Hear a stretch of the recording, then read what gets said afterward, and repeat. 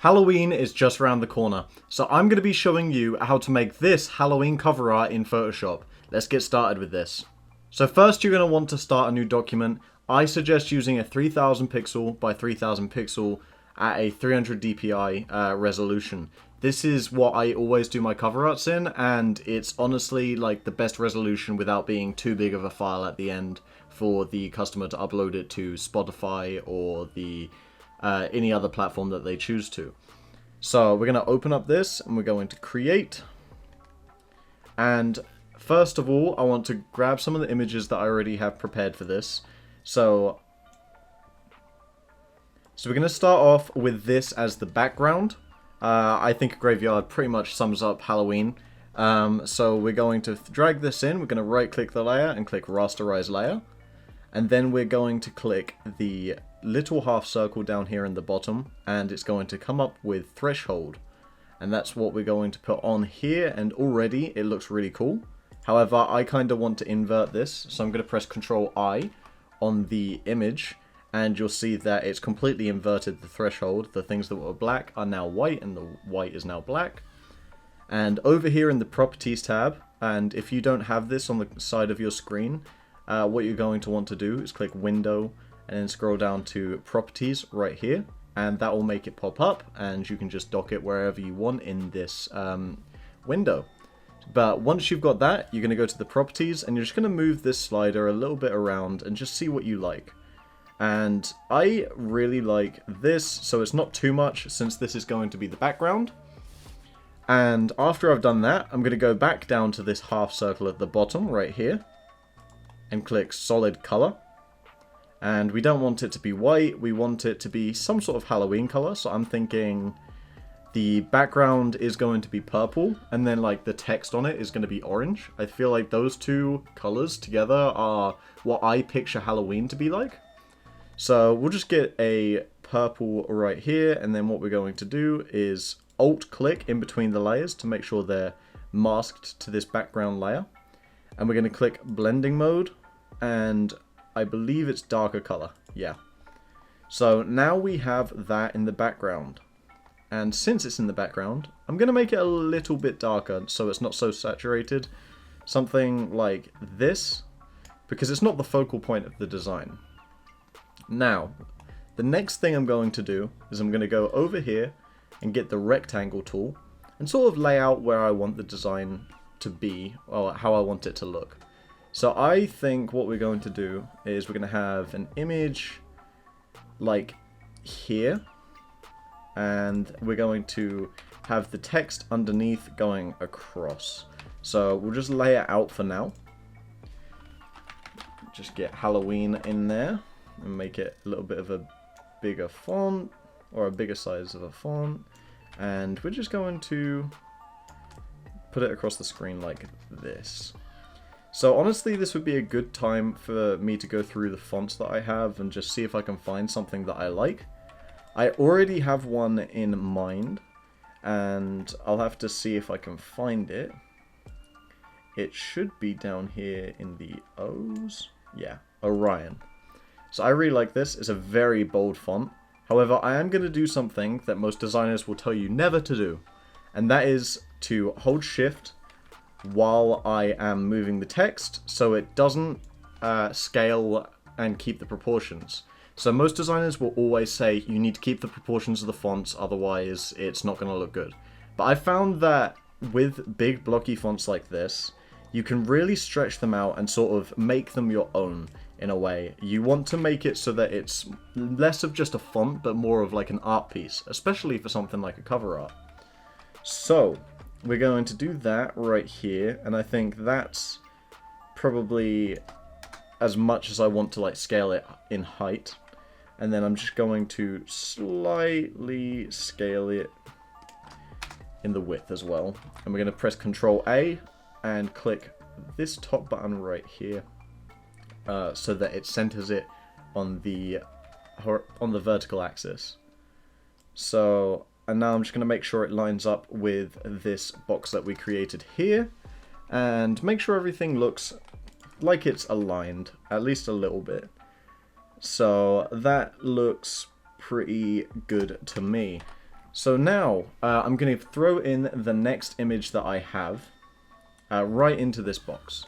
So we're just going to put it in, and I found this cool pumpkin head smoke guy. I really don't know how to explain this, but this is definitely Halloween. And I'm going to scale it so that the pumpkin head is the main part of this box.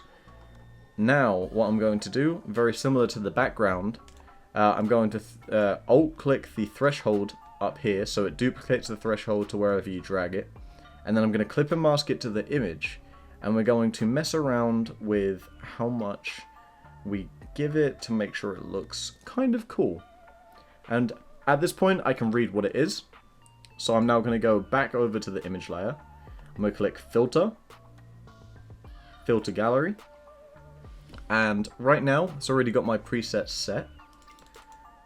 But what we'll do is we'll probably keep this the same because I like the size of the halftone here. And if you wanted to change it, it's as simple as just doing this in this top slider up here, changing the size. But I do like 5, and I found that keeping the threshold, the contrast low is going to impact the threshold on the actual layer in Photoshop. So we'll keep it low, we'll click OK, and as you can see, this is not that great. However, if I invert it, this now looks really cool. Like, it's got a big block out here, which I'm not feeling too much, but so let's see what we can do here with the threshold. Like that, I definitely like that amount of threshold right there. And I think that's what we're going to go with. So I'm now going to take this color fill layer that we did earlier on the background, and then I'm going to hold Alt again and drag it on top and clipping mask it. So now you'll notice, since it's on darker color, it's going to get rid of all the darker colors or avoid them and only stick to the light colors. So now it's turned purple. And since this is more in the foreground, I think we're going to keep this really saturated. So it has a little bit of a difference from the background, like it draws your eye a little bit more. And now what I'm going to do is take this barbed wire that I found on Envato Elements. And I really suggest Envato Elements if you're on the fence about it. I'm not sponsored at all. However, I just purchased it a few weeks ago, and I've noticed that I've been using this a lot. It's just super handy, especially for these 3D models. It really allows you to find the very specific things that you're looking for. Like, I just typed in barbed wire for here, for this. And honestly, I'm really happy with the way it turns out, because you can change the angles of it, and you can change like the way you're looking at the 3D object and then export it as a PNG. And I think that's very powerful, especially for these designs. It helps speed up the process like crazy. But no, I'm not sponsored by them, so I won't keep on gassing them up. But what we're going to do is we're going to just create a little bit of a border for these. Doesn't need to be perfect. However, I am going to see if I can make this look a little bit straighter. We might have to hold control on this and just sort of drag it in like here.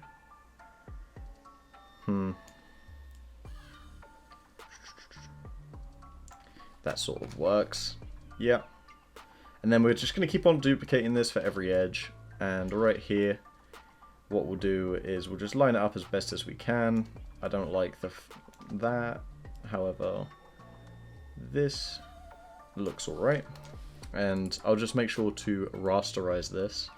And I'm just going to erase the parts that I don't really need. So I think that looks good right there. And we're just going to duplicate it, turn it around, and we're just going to put it right here. And we'll just drag it a little bit like that, so that they're all connecting. Now that they're all connecting, you're going to select all of them by clicking the top one, holding shift and selecting the bottom one, and then pressing Ctrl G to group them. and as you've noticed in these layers, I'm really bad at naming layers. I just always, I'm in a rush always for some reason. I never name layers, and it always bites me in the ass. So hopefully it won't in this one, and I am just going to fix this because this will annoy me. These small little details that honestly you would never see on a cover art at this size, to be honest, but I don't want to give away something to the client that I'm not fully proud of. So we're going to take the threshold again from this layer, hold Alt and drag it on top, and you'll see that it's now affecting the barbed wire that we just put in there. So we're just going to mess around with it here until we get like a good threshold where you can still see that it's a little bit 3D. However, it is completely flat, and I think that looks pretty good like that. So now what we're going to do is we're going to just finish up this text. So we're going to select it, and I'm going to get an orange like I was saying before. Something like this. I think that'll look good on top of the purple. And I feel like this needs to be lowered just a little bit now we've put the barbed wire in there. So I like that, but now what we're going to do is going to right click the text layer, click Convert to Smart Object, and we're going to go over here to Filter, Distort, and Displace. So now it'll pop up this, and it says the horizontal scale and the vertical scale.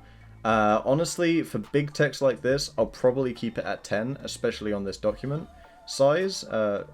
So we'll do that, and here are my 12 free displacement maps.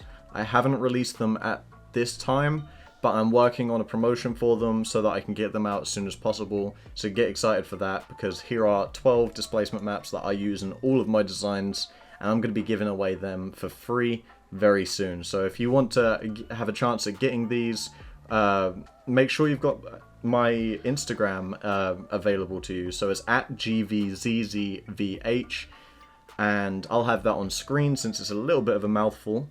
And eventually, hopefully soon, I'm going to be dropping these, and you'll be able to use these in any of your designs for completely free. So on Mac, this looks a little bit better because you'll be able to actually see the PSD. So on Windows, it's kind of unlucky. I'm not sure if there's a way around this, but you kind of just have to guess, and it's trial and error. But I know that I like that one, and if you look at the text, it is now very, very distorted, distressed, and this is a very key effect that I use in 99% of my designs because I really like this effect. And thinking about it, what I'm even going to do, I'm going to go one step further, convert this group into the barbed wire group into a Smart Object 2, and I'm going to click Filter, Distort, Displace. But this time, I don't want it to be nearly as distorted as the text was. I want it to be a little bit less, a little bit more subtle, a little bit less in your face. So we're going to do 3 by 3 here, and we'll keep these the same, stretch to fit, and repeat edge pixels. So I'll click OK, and then we'll just gamble with 4 here. And it looks like 4 is one of the glitch displacement maps that I have. That was a mouthful for no reason. But yeah, so I actually really like the way this looks. I've gotten lucky on both of those, picking those. So I do like the way this came out so far. And now with the text like this, what we're going to do is add just a little bit more text up here in the corner. We'll keep it aligned here, something like this. And we're going to make it a lot smaller, and we're going to use a serif font. So I'm going to click serif here, and I know Kepler, or Kepler, whatever you want to call it, is what I was going to use for this. But we'll just have a look, because there might be something cooler.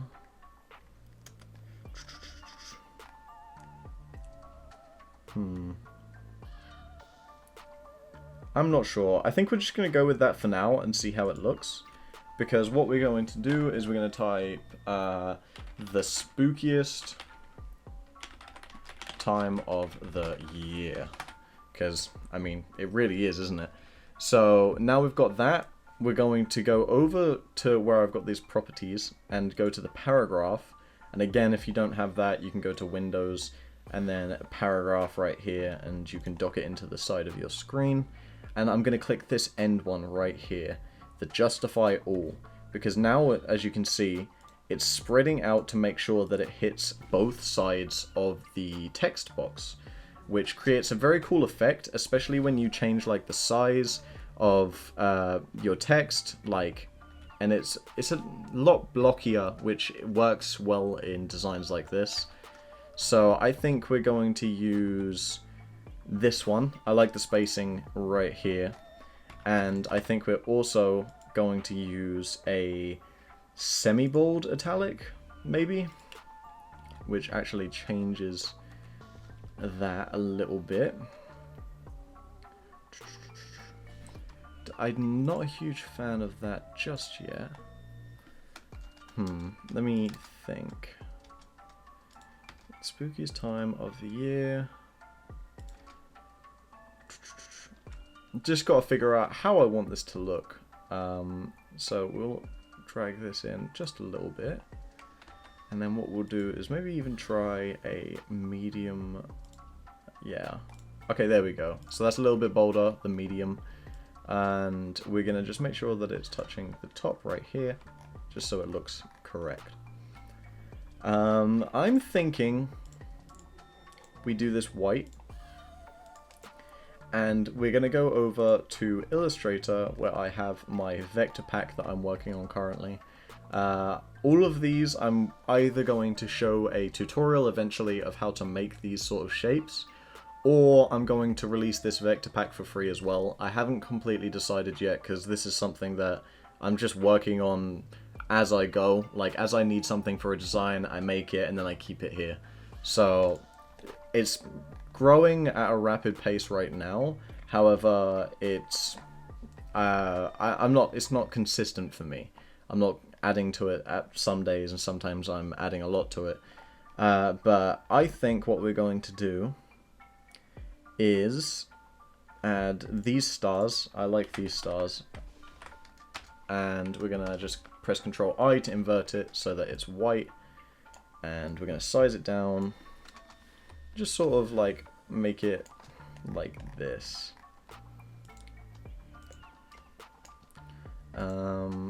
Just like that. That looks good to me.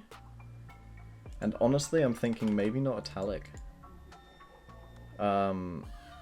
It's kind of throwing me off with it being italic. So we're going to do that. It's happening again with the text, which I'm not too happy about. So let's try semi-bold. There we go. So we've got these now. And I'm going to just make sure that they line up, which looks like they do now. And we're going to Alt-Tab, just go over here again, and I think I'm going to take this world symbol with a star in it because it matches with those. And we're going to put it right in the middle here, make it quite small, a little bit bigger than that though. And just make sure that it looks right, which I think it does. And I'm liking the way this is turning out right now. And this isn't really like, it doesn't really come together until you add the textures on it, I've found. So what I'm going to do is, I'm going to actually grab the textures now and just put them on top, and we're going to continue working. So on this other screen right now, I do have a texture pack up, and the first texture that I always add is like a paper rip / fold, just something very minor. As you can see here, I like stuff like this where it's just scratches and a little bit of dust. You can import that in, and there's multiple packs to find stuff like this. And I'm even working on one of those myself as well. So now I've done that, we're going to look in between screen and lighten, and I'm liking screen right now because of what it does here down with the text. It like overlaps, and I'm thinking we might even expand this so the scratches lead towards the head like that, because then the scratches are drawing your eye to the focal point of the design, and it's also like texturing out some of the background right here. So that's not the only texture that I use. I also use a copy scan texture from Black Market, which is another very, very good purchase if you are looking for textures. Black Market is honestly the best place for these textures. Like, they're high quality, they're very, very good, and honestly, I recommend them if you're just getting into design and you're looking to start building a folder of like assets that you can use from day to day. So I'm gonna grab this one. As you can see, very, very high quality. It's got these copy scan lines, which I absolutely love. And we're going to put this on screen. So now all the blacks in this have turned into like this very, very textured gray. And I'm really liking this so far.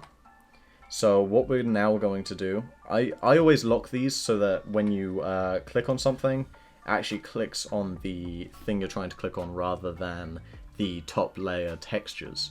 So if you're going to be working with textures straight away, I recommend locking them. And to do that, all you do is click on them and this little lock symbol right here, and that means that you can't do anything to it, which is very, very useful. So now what I'm going to do is I'm going to grab the ellipse tool, and we're going to do another ellipse right here to sort of make this space feel a little bit more cohesive, in my opinion. And I like that, and what we're going to do is go over to my downloads, and I am going to find something to put in here. It looks like I don't have anything in my downloads right now. So I'm just going to go to Unsplash. And I'm going to type in, well, I'm just going to go to my recent searches, because I know I can find something under Halloween. We can try this skeleton. It's got a really cool facial expression, like it's screaming. So let's try this. We're going to just copy and paste it in. Since this is a small area, we don't actually need to necessarily save the image for the highest quality. And we're going to see if we can get the majority of the facial expression in there. So, it looks like that. And we're going to add another threshold. So if you remember, that's the half circle at the bottom. And then we're going to click threshold, and I'm going to just clipping mask it. And we're going to mess around with it a little bit. And I like that. And then what we're going to do is just add a stroke. Looks like it's already orange, so that's perfect. Oh, and then we're just going to make it around about 5 pixels seems good for that. And we're going to have to just merge that layer together so the threshold isn't affecting the circle stroke. And now, I'm really liking the way this looks so far, so I'm going to add my last image, which is a robed figure. I really like this. And what we're going to do is just make sure it's rasterized, and we're going to go to the properties panel and click remove background. Looks like it messed up just a little bit, so we're going to just fill in this part of the mask until we get what we want. And honestly, that looks good enough to me, because the rest it's all going to be hidden behind the Halloween text. So what we're going to do is we're going to drag that layer all the way down above the background, but behind everything else. And now, as you can see, there is you've got the figure behind everything, and we're going to do what we've been doing with all of the images, because we're just going to keep it cohesive, keep the style very similar, and we're going to add a threshold to it. And just drag it so it gives a nice effect here. And then we're going to drag the color fill on top of it too. So we've now got a robed figure here, and we're just going to make this the same color as the pumpkin so that it is a little bit more visible from the background and there is some separation for it. So I really like the way this is looking so far, and I want to add just one more asset. I made this the other day and I think it would fit the robed figure very well. So we're just going to throw that in here. It's going to be white. And I think if we make it like that size, what we might do is we might throw it behind like that. I like the subtlety of that. And we're going to alt drag it to the top because I think I want to get the full effect of this and put it maybe right here on the pumpkin head, just to give it more of a little bit of a dark theme. And we're just going to scroll through the blending options and see if any of them jump out. I'm going to invert it to black, see if that changes anything with any of the blending modes.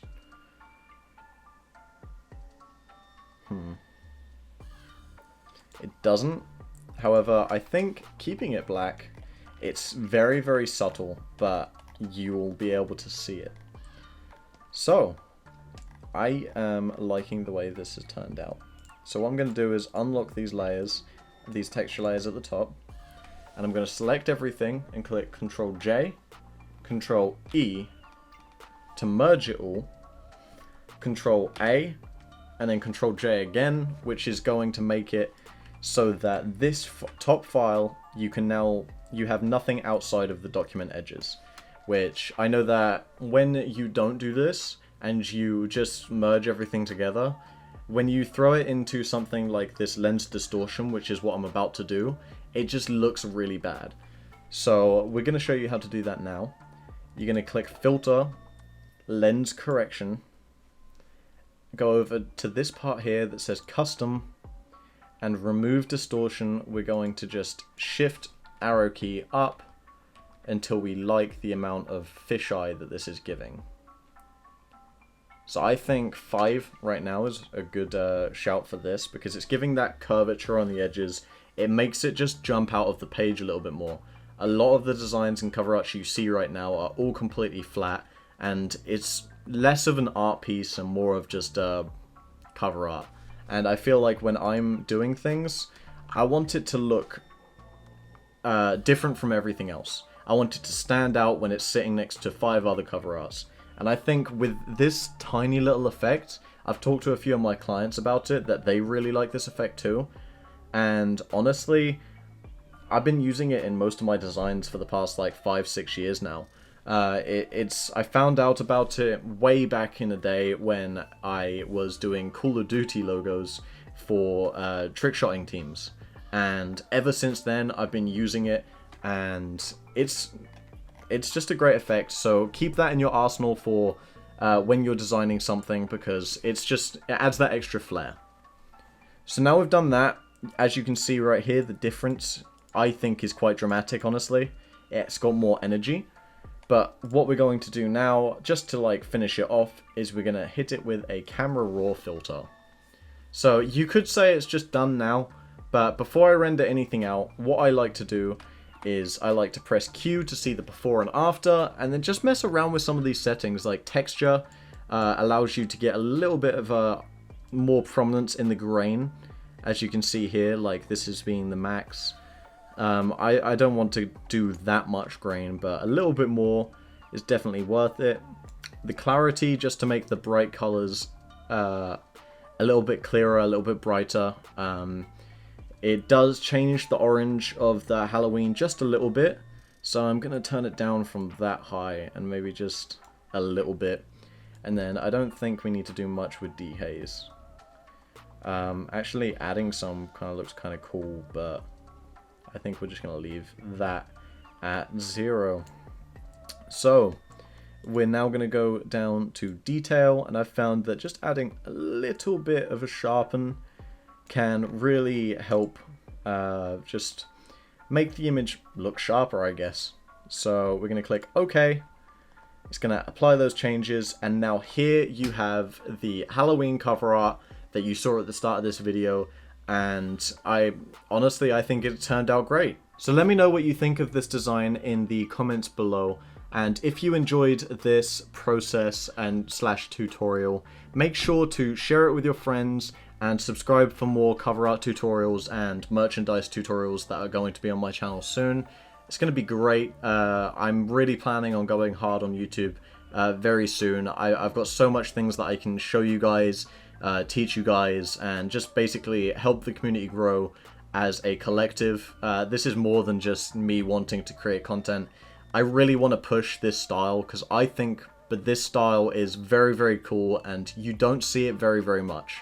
And I want to allow people to get into this style. There is barely any tutorials on YouTube or anything about this style, and I want to just show you guys how to do it so you can be creative, you can create something new, and we can just develop this style together and we can push forward and create this whole new genre of design.